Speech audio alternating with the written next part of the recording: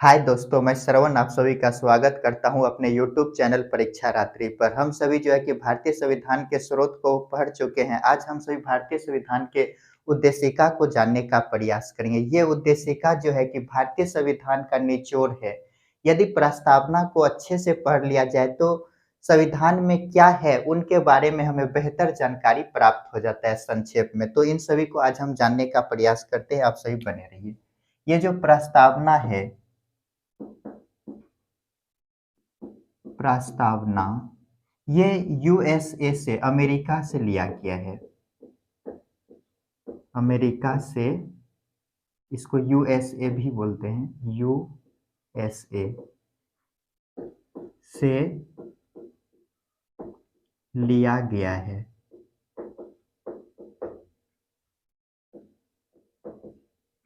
प्रस्तावना की भाषा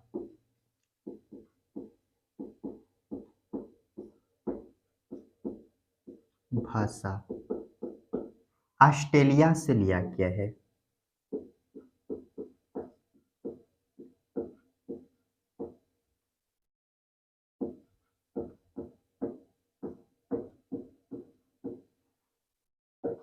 से लिया गया है।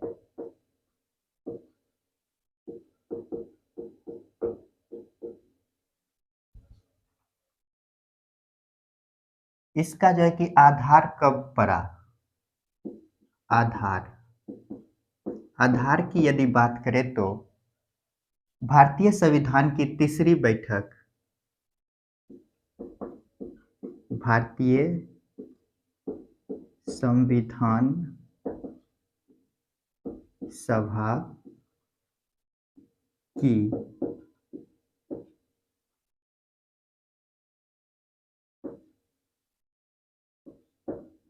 तीसरी बैठक 13 दिसंबर 1946 को पीटी नेहरू, पंडित जवाहरलाल नेहरू, जिसे पीटी नेहरू बोलते, पीटी नेहरू ने उद्देश्य प्रस्ताव रखा तथा यहीं से प्रस्तावना का आधार तैयार हो गया। जल्दी से इनको लिखिए।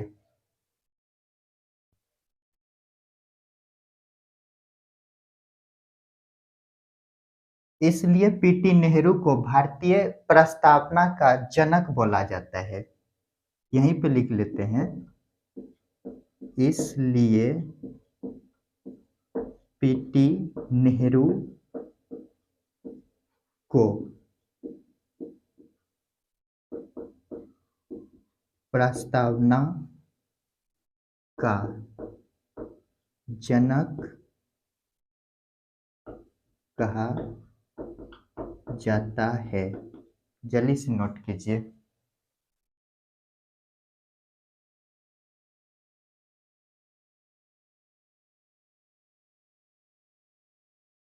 ये जो प्रस्तावना है,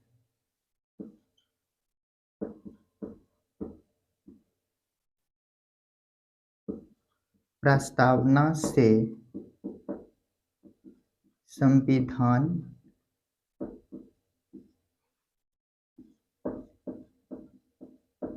निर्माताओं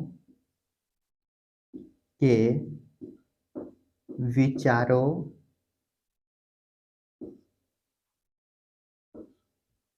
मूल्यों की अभिव्यक्ति होती है।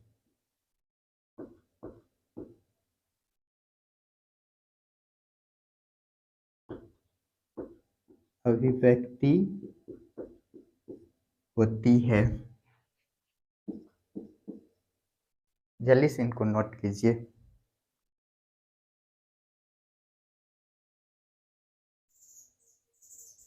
प्रस्तावना जो है कि संविधान को चलाने चलाने में महत्वपूर्ण योगदान निभाते हैं।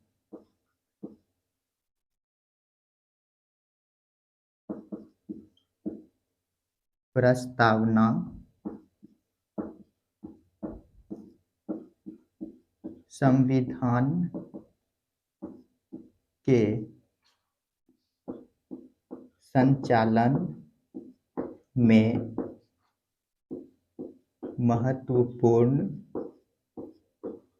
भूमिका निभाने के कारण प्रस्तावना को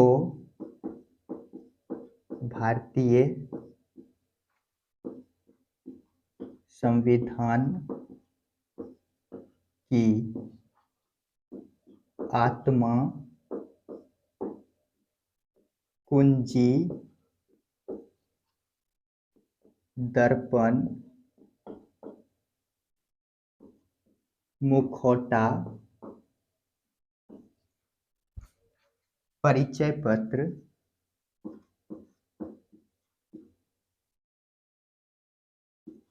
परिचय पत्र,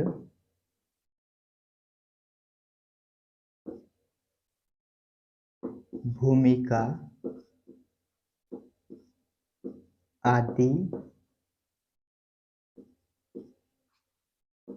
नामों से जाना जाता है।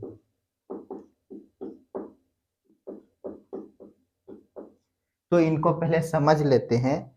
ये प्रस्तावना जो है, प्रस्तावना कहाँ से लिया गया है, तो कहाँ के संविधान से ये प्रेरित है, तो अमेरिका यूएसए के संविधान से प्रेरित है। प्रस्तावना यूएसए से लिया गया है। प्रस्तावना की यदि भाषा को देखें तो ये कहाँ से मिलता जुलता है, तो ऑस्ट्रेलिया, प्रस्तावना की भाषा ऑस्ट्रेलिया से लिया गया है। यदि बोले प्रस्तावना का आधार कब पड़ा, तो भारतीय संविधान सभा की तीसरी बैठक जो कि 13 दिसंबर 1946 को होते हैं, इन सभी को पढ़ चुके हैं। जो नहीं पढ़े हैं पीछे का वीडियो जाकर के देखिए। तो 13 दिसंबर 1946 को पीटी नेहरू, पंडित जवाहरलाल नेहरू ने उद्देश्य प्रस्ताव को रखा तथा यहीं से प्रस्तावना का आधार तैयार हो गया। इसलिए पीटी नेहरू को पंडित जवाहरलाल नेहरू को प्रस्तावना का जनक कहा जाता है। यह प्रस्तावना जो है, प्रस्तावना से संविधान निर्माताओं के विचारों मूल्यों की अभिव्यक्ति होती है। ये संविधान निर्माता क्या कहना चाहते हैं, इन सभी की जानकारी हमें प्रस्तावना से पता चल जाता है। प्रस्तावना जो है संविधान को चलाने में, संचालन में महत्वपूर्ण भूमिका निभाने के कारण प्रस्तावना को भारतीय संविधान की आत्मा, कुंजी, दर्पण, मुखौटा, परिचय पत्र, भूमिका आदि नामों से जाना जाता है। यहीं पे एक पॉइंट लिख लीजिए, आर्टिकल 32 को, जल्दी से पहले इनको लिखिए। B R Ambedkar, B R Ambedkar ने आत्मा कहा। दिखाई देता है, एक बार देख लेते हैं। तो बी आर अम्बेडकर ने, तो आर्टिकल 32 को वी आर अम्बेडकर ने क्या कहा, आत्मा। यदि बोले संविधान की आत्मा, तो प्रस्तावना आर्टिकल 32 को आत्मा किसने कहा, तो अम्बेडकर ने, वी आर अम्बेडकर। जल्दी से इनको नोट कीजिए।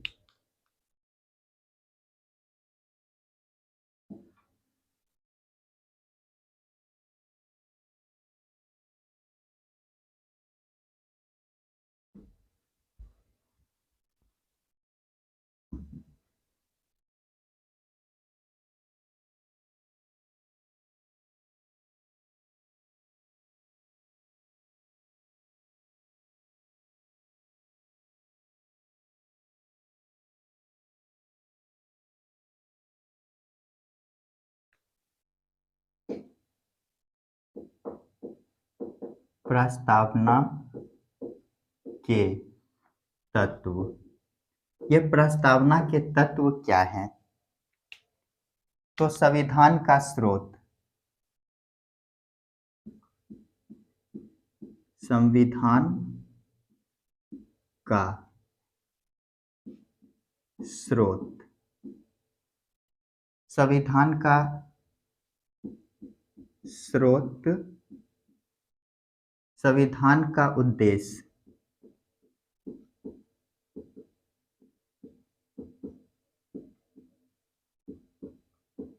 उद्देश्य, संविधान का प्रकृति,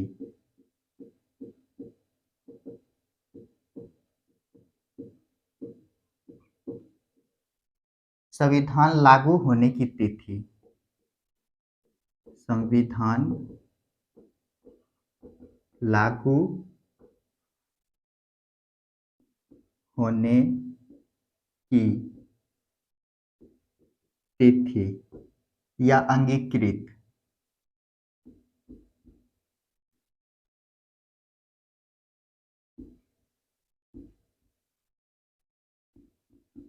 होने की तिथि।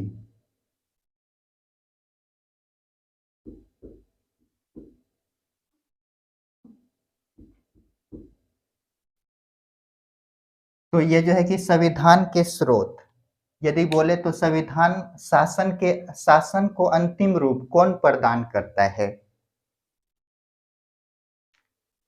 तो यहाँ इसको बोल सकते हैं शासन की अंतिम शक्ति किस में है? शासन की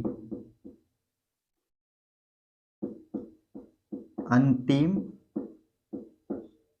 शक्ति किस में है? किसको दिया गया है? तो भारतीय जनता को, जनता के पास, जनता के पास। तो संविधान का स्रोत हम भारत के लोग, भारत को, तो संविधान में अंतिम शक्ति किसके पास है? तो जनता के पास है, जनता का निर्णय ही बड़ा है। तो संविधान का स्रोत क्या है? जनता। यदि उद्देश्य देखें तो न्याय, कैसा न्याय? सामाजिक, आर्थिक,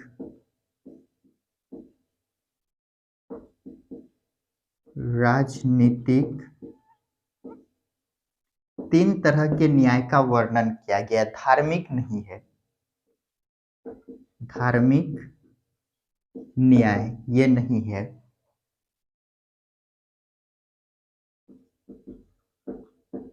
स्वतंत्रता, 5 प्रकार के स्वतंत्रता की बात कही गई है।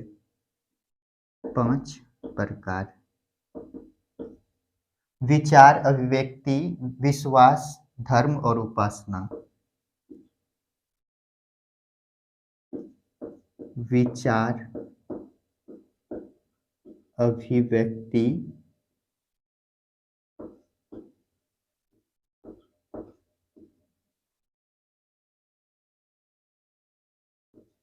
विश्वास, धर्म वह उपासना।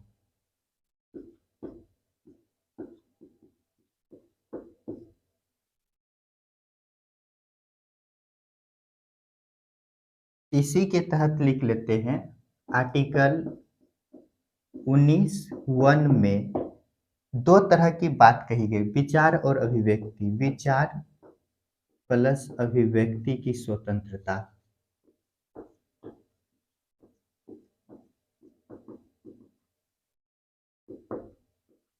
स्वतंत्रता,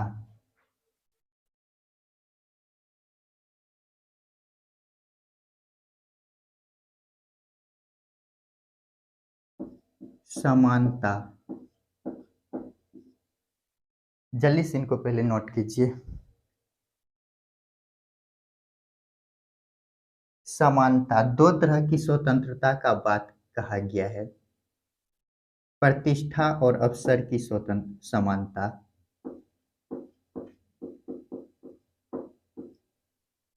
प्रतिष्ठा प्लस अवसर। प्लस अवसर की समानता। समानता कितने? दो प्रकार के। इनका वर्णन जो है कि आर्टिकल 16 में भी किया गया है। आर्टिकल 16 बंधुत्व।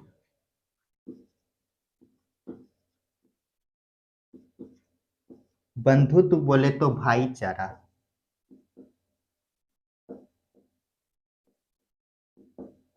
भाईचारा। तो इनको पहले समझ लेते हैं। ये जो है कि प्रस्तावना के तत्व, इनको हम बांट दिए हैं तीन चार रूपों में। तो प्रस्तावना के तत्व में पहला क्या लिए? संविधान का स्रोत। स्रोत बोले तो शासन, शासक की अंतिम शक्ति, शासन की अंतिम शक्ति कर लीजिए, शासन की अंतिम शक्ति तो किसको दिया गया है संविधान के द्वारा? जनता को। शासन की अंतिम शक्ति किस में है? तो जनता में है। संविधान के यदि उद्देश्य को देखें, उद्देश्य क्या है? न्याय। न्याय कैसा करेगा? तो सामाजिक, आर्थिक और राजनीतिक न्याय, तीन तरह के न्याय। धार्मिक की यदि बात करें तो धार्मिक न्याय की बात नहीं करता है। समानता, स्वतंत्रता की यदि बात करें तो पांच प्रकार की स्वतंत्रता दिए गए हैं। विचार, अभिव्यक्ति, विश्वास, धर्म व उपासना। यह पांच प्रकार के उपासना का, स्वतंत्रता का वर्णन किया गया है। आर्टिकल यदि 19 एक देखे तो इसमें विचार और अभिव्यक्ति की स्वतंत्रता का वर्णन किया गया है। यदि समानता की बात करें तो समानता दो है प्रस्तावना में, प्रतिष्ठा और अवसर की समानता का वर्णन किया गया। इनका वर्णन आर्टिकल 16 में भी मिल जाएगा। बंधुत्व, बंधुत्व बोले तो भाईचारा, आपस में भाई भाई। जल्दी से इनको लिखिए।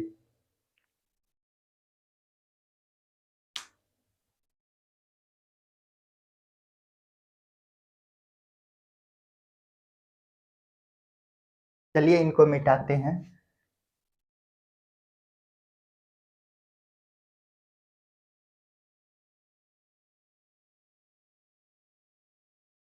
यदि प्रकृति को देखें तो पहला है संप्रभु संपन्न।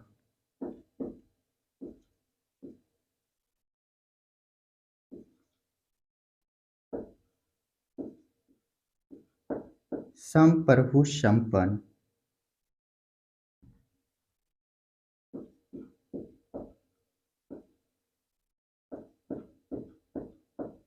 संप्रभु संपन्न, इसका मतलब हुआ आंतरिक और बाह्य निर्णय अपने से लेना। आंतरिक प्लस बाह्य निर्णय स्वयं लेना। समाजवादी, दूसरा पॉइंट आ जाता है समाजवादी। समाजवादी अर्थात संसाधन पर अधिकार सरकार का होना। सभी संसाधन पर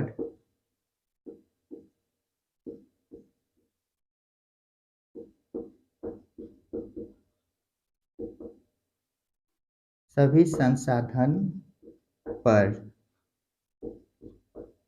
सरकार का अधिकार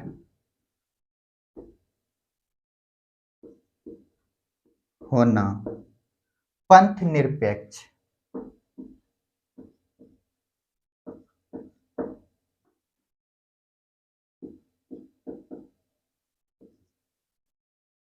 पंथ निरपेक्ष, इसका अर्थ हो गया राज्य का कोई धर्म नहीं होगा। राज्य का कोई धर्म नहीं होगा। धर्मनिरपेक्ष।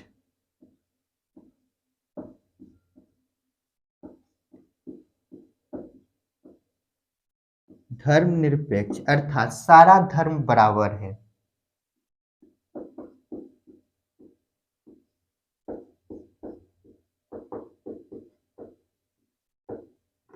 सारा धर्म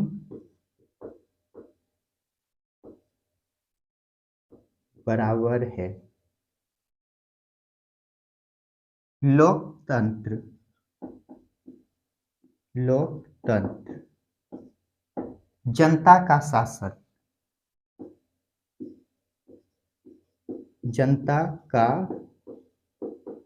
शासन। जनता का जनता के द्वारा शासन किसने कहा है? Abraham Lincoln. जनता का जनता के द्वारा जनता के लिए शासन, जनता के लिए शासन किसने कहा है? Abraham Lincoln. Abraham Lincoln.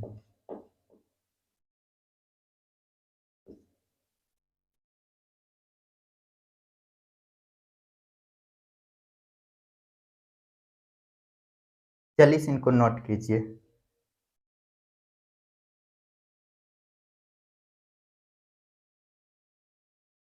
एक पॉइंट यहां पे लिख लेते हैं, गणतंत्र या गणराज्य।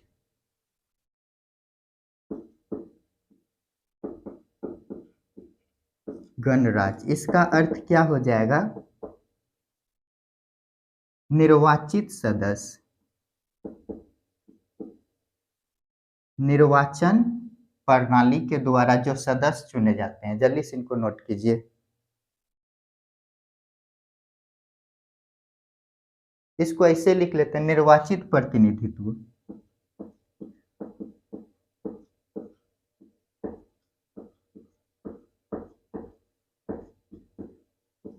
निर्वाचित प्रतिनिधित्व ये वंशानुगत नहीं होना चाहिए।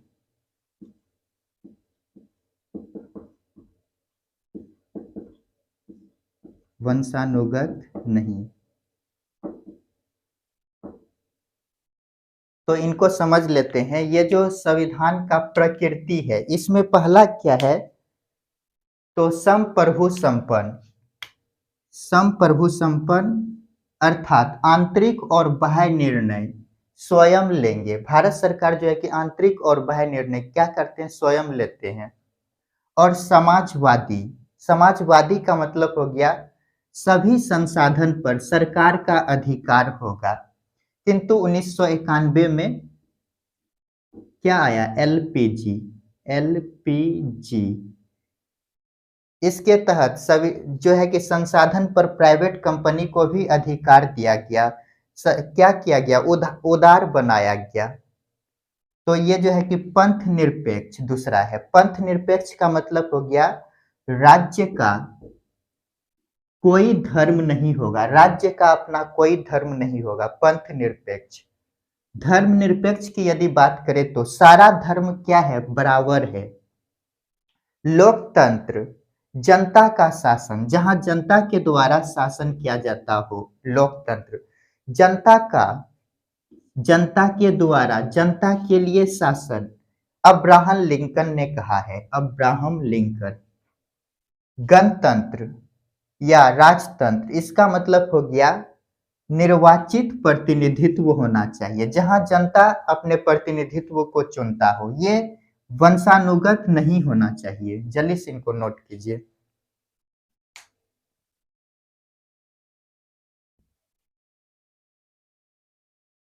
चलिए इनको मिटाते हैं।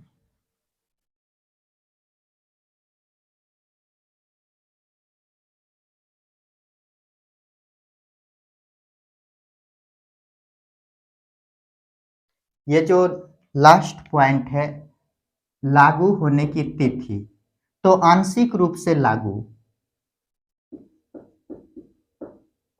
आंशिक रूप से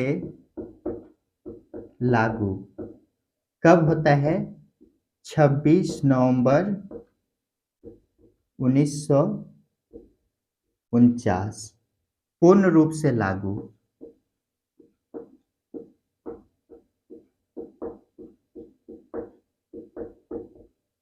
ये कब होता है? तो 26 जनवरी 1950।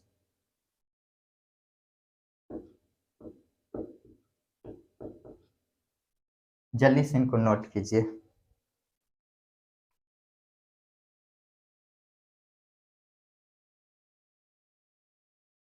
एक यहाँ पे शब्द लिखते हैं, अंगीकृत। अंगीकृत का मतलब हो गया लागू करना।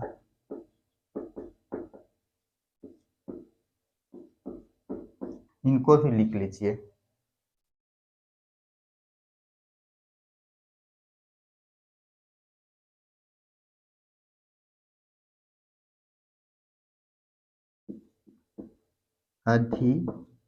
अधिनियमित, ये अधिनियमित हो गया लागू करना, स्वीकार करना।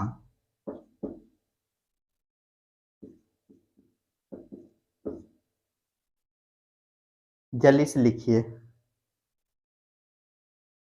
एक और है आत्मसमर्पित। आत्मसमर्पित, इसका मतलब हो गया संविधान के प्रति स्वयं को सौंपना। संविधान के प्रति स्वयं को सौंपना। तो ये जो लास्ट पॉइंट है, संविधान को लागू करने की तिथि या अंगीकृत करने की तिथि, तो आंशिक रूप से कब किया जाता है? 26 नवंबर 1949 को। यदि बोले पूर्ण रूप से संविधान को कब लागू किया जाता है? 26 जनवरी 1950 को। यहाँ पे 3 शब्द लिखे हैं, इनका अर्थ जान लेते हैं। अंगीकृत जो है स्वीकार करना, प्रस्तावना में जो लिखा गया है। अधिनियमित अर्थात लागू करना। आत्मसमर्पित, इसका मतलब हो गया संविधान के प्रति स्वयं को सौंपना, संविधान के प्रति स्वयं को आत्मसमर्पित कर देना। जल्दी से इनको नोट कीजिए। तो आज हम प्रस्तावना उद्देशिका को जानने का प्रयास किए। इसमें कुछ और पॉइंट हैं जिसको कि कल हम जानने का प्रयास करेंगे। तो आप सभी मेरे चैनल के साथ बने रहिए। मिलते हैं नेक्स्ट वीडियो में। वीडियो देखने के लिए धन्यवाद।